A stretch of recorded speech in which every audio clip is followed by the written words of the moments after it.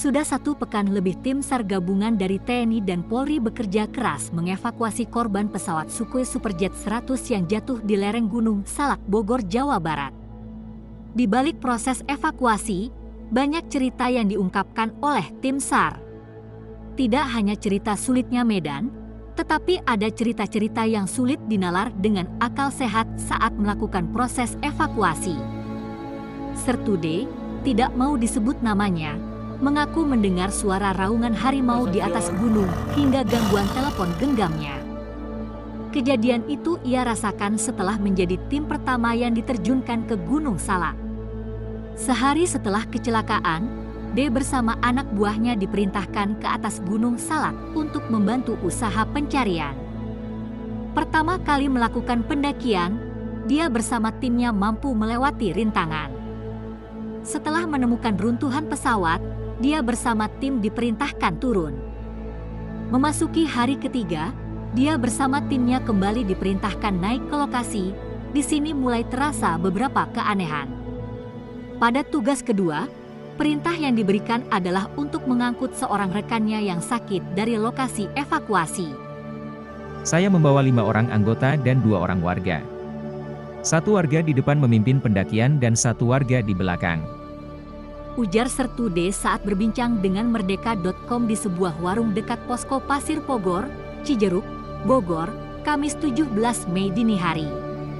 Sepanjang perjalanan, setidaknya dia bersama tim mendapatkan banyak gangguan, terutama seorang warga yang mengikuti dari belakang. Akibatnya, perjalanan pun sempat terhambat sampai 4 kali. Warga itu mengeluh tidak kuat jalan. Pertama, bagian betis terasa panas seperti ada yang memegangi, setelah dilepaskan dan kembali jalan. Ternyata pindah ke paha, dada hingga kepala. Meski akhirnya sampai ke lokasi, D berhasil mengevakuasi rekannya dari titik kecelakaan melalui jalur darat. Sepanjang perjalanan turun, D kembali mendapat gangguan ketika sedang menghubungi kekasihnya. Saya sama pacar sedang bicara di telepon, tiba-tiba suaranya berubah menjadi datar. Saya sadar itu bukan pacar saya. D melanjutkan, suara itu masih mirip dengan suara kekasihnya. Ketika ditanya identitasnya, suara itu mengaku sedang kedinginan. Beberapa kali D berusaha menggertak agar pemilik suara membuka identitasnya. Pas saya telepon antara saya dan pacar, di tengah-tengah ada pemilik suara itu. Saya bisa dengar suara itu, tapi pacar tidak bisa, dia hanya bisa dengar suara saya menggertak. D melanjutkan, suara itu masih mirip dengan suara kekasihnya. Ketika ditanya identitasnya, suara itu mengaku sedang kedinginan. Beberapa kali D berusaha menggertak agar pemilik suara membuka identitasnya. Pas saya telepon antara saya dan pacar, di tengah-tengah ada pemilik suara itu. Saya bisa dengar suara itu, tapi pacar tidak bisa, dia hanya bisa dengar suara saya menggertak. Sebelumnya, dia mengaku sempat berjanji pada seorang temannya meminta kepastian keberadaan pramugari yang ikut serta dalam Joy Flight Sukhoi. Dalam pencariannya, dia hanya berhasil menemukan kartu identitas pramugari tersebut. Melalui hubungan telepon itu, pemilik suara hanya mengungkapkan permintaannya. Kamu besok masih evakuasi ya? Kalau misal kamu masih evakuasi, jangan sampai lupa naro ya. Lain halnya dengan Sersan F, saat melakukan perjalanan, dia bertemu dengan seorang kakek yang membantu memijit kakinya.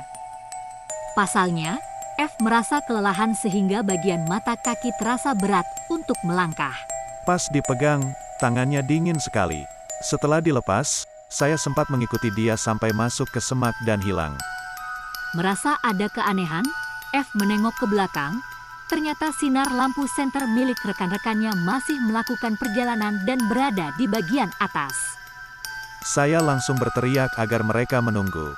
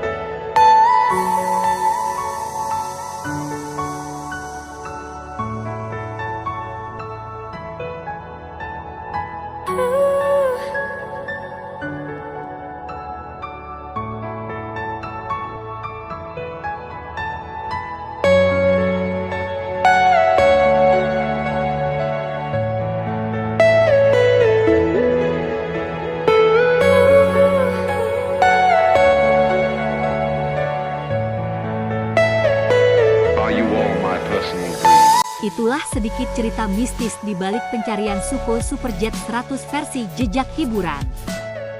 Semoga keluarga yang ditinggalkan diberikan ketabahan.